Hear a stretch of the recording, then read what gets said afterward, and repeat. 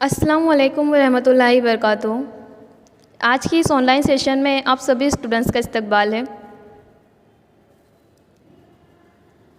Psychology के first session में हमने चैप्टर 1 की शुरुआत की थी। चैप्टर 1 का नाम है नफ्सियात एक साइंस है। गुजराती में से कहेंगे मनोविज्ञान एक विज्ञान छे। हमने लास्ट सेशन में नफ्सियात के मानी, नफ्सियात साइकोलॉजी जो वर्ड है वो किस तरह से बना है, नफ्सियात को किस तरह से एक साइंस का दर्जा मिला है, इन सब के मुतालिक मालूमात हासिल की थी।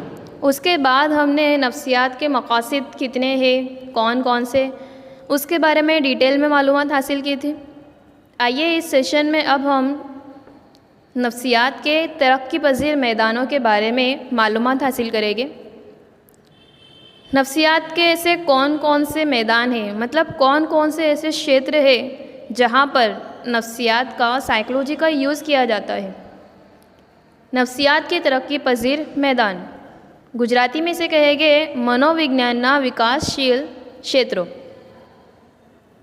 कि नफ्सियात के तरक्की पज़ीर कौन कौन से ऐसे मैदान हैं, कौन कौन सी ऐसे फील्ड है जिसके ज़रिए हम नफ्सियात के फ़ायदे हासिल कर सकते हैं, हमारे मसले का हल निकाल सकते हैं। हमारी ज़िंदगी में बहुत सारी प्रॉब्लम होती है लेकिन हमें पता ही नहीं होता है तो उस मसले का हल हम कैसे निकालें।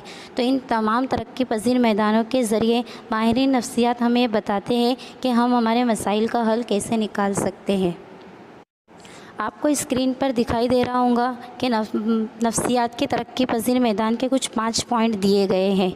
उसमें फ़र्स्ट है वकूफ़ी नफ्सियात, कॉग्निटिव साइकोलॉजी। सेकंड है सेहत से मुताल्लिक़ नफ्सियात यानी हेल्थ साइकोलॉजी। थर्ड है खेल नफ्सियात, स्पोर्ट्स साइकोलॉजी। फोर्थ है माहौल मरकूज़ नफ्सियात, इन्वायरमेंटल साइकोलॉजी। फिफ्थ है ज़राइम तफ्तीशी नफ्सियात, फॉरेंसिक साइकोलॉजी। अब हम 1 बाय 1 इन तमाम पॉइंट को, इन तमाम तरक्की पज़ीर मैदान को समझने की कोशिश करेंगे कि इनका इस्तेमाल हम हमारी ज़िंदगी में कैसे कर सकते हैं। सबसे पहले हम देखेंगे वकूफ़ी नफ्सियात। वकूफ़ी नफ्सियात समझने के पहले हम ये समझेंगे कि वकूफ़ यानी क्या। वकूफ़ यानी कि जानने का अमल। वकूफ़ी नफ्सियात ये फ़र्द के ज़हनी या वकूफ़ी आमाल का मुताला करता है। अब वकूफ़ी आमाल यानी क्या। वकूफ़ी आमाल यानी जहन के ज़रिए किए जाने वाले काम। जो काम हम जहन के ज़रिए करते हैं, दिमाग के ज़रिए करते हैं, उसे वकूफ़ी आमाल कहते हैं। और वकूफ़ी नफ्सियात ये वकूफ़ी आमाल का मुताला ही करता है। अब वकूफ़ी आमाल हमारे कौन कौन से हैं।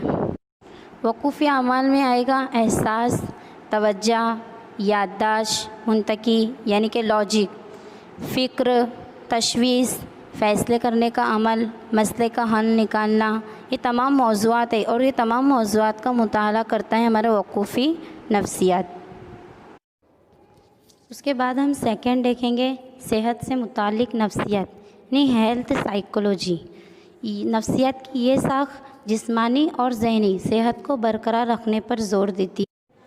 इस साख का अहम मकसद होता है अमराज को होने से दूर रखना, नामुनासिब ज़िंदगी जीने का तरीके से होने वाले नुकसानात से दूर रहने के लिए किस तरह की हमें ज़िंदगी गुजारनी चाहिए, किस तरीके का अपनाना चाहिए। फ़र्द को जिस्मानी सेहत और ज़हनी सेहत दोनों सेहत को किस तरह हम बरकरार रखें, ये हमें तरीका इस मैदान के ज़रिए सीखने को मिलता है। लोग अपनी सेहत को डिस्ट्रॉयड कैसे करते हैं, तो नशा आवर अशिया का इस्तेमाल करने की वजह से लोग बुरी आदतों के आदी बन जाते हैं, या फिर कोई ड्रग्स वगैरह का इस्तेमाल करने से लोगों की सेहत को नुकसान पहुंचता है। तो वो सेहत को नुकसान ना हो और वो अच्छे से ज़िंदगी कैसे गुजारे, उसके फ़ायदे कैसे उठाए, ये बेदारी का काम भी इस साख में हमको देखने को मिलता है।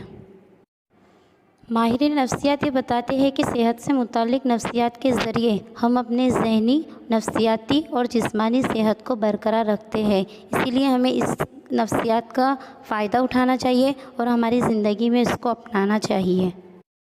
इसके बाद हम देखते हैं खेल नफ्सियात, स्पोर्ट्स साइकोलॉजी। तो खेल नफ्सियात का जन्म यूरोप में हुआ था। कॉलेमन गिफ्टिड को खेल नफ्सियात का बानी कहा जाता है।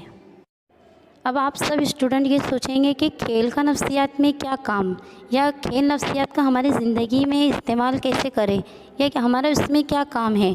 تو میں آپ کو بتا دوں کہ کھیل میں جیت حاصل کرنے کے لیے، نئے نئے ریکارڈ بنانے کے لیے جس طرح ہمیں جسمانی صحت ضروری ہے، اسی طرح ہمارے ذہنی اور نفسیاتی صحت بھی بہت ضروری ہے۔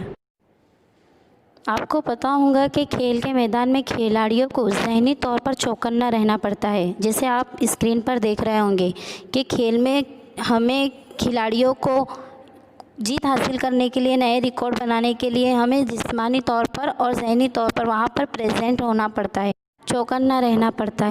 اسی لیے ہمیں کھیل نفسیات کا استعمال کرنا بہت ضروری ہے۔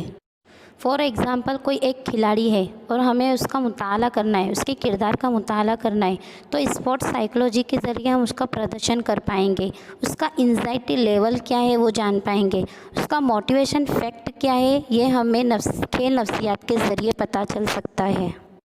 کھیل نفسیات کا کام ہے کھلاڑیوں کو نئے ریکارڈ بنانے کے لیے تیار کرنا، ان کو تعلیم دینا اور مسلسل ان بابتوں پر توجہ مرکوز رکھنے میں ہی اس میدان کا کام ہے۔ اس کے بعد ہم دیکھتے ہیں ماحول مرکوز نفسیات، انوائرمنٹل سائیکولوجی۔ ماحول مرکوز نفسیات کا مقصد ہے ماحول کو برقرار رکھنا، ہمارے آس پاس کے پورے ماحول کو صحت مند رکھنا۔ جیسے کہ آپ سب کو پتہ ہے کہ دور حاضرہ میں نئی ٹیکنالوجی کی وجہ سے فضا میں ہونے والی آلودگی، ہونے والی تبدیلیاں، سالمی توانائی کا استعمال کے اثرات، جنگلوں کی تباہی، ندیوں کی آلودگی، کارخانوں وغیرہ کا دھواں کے ذریعے ماحول کو بہت نقصان پہنچتا ہے۔ ایون انسانوں کے ذریعے ہونے والا آبادی میں اضافہ، غریبی، بے روزگاری وغیرہ مسئلوں کے حل کے لیے ہم ماحول مرکوز نفسیات کا استعمال کرتے ہیں۔ اس میدان کے ماہرین حکومت اور صنعتی ادارے کے ساتھ مل کر یہ کام انجام دے سکتے ہیں۔ انسان جس ماحول میں رہتا ہے، اس ماحول کی اس کے کردار پر خود لیکن ترتیبی طور پر اثرات میں اضافہ ہوتا ہے۔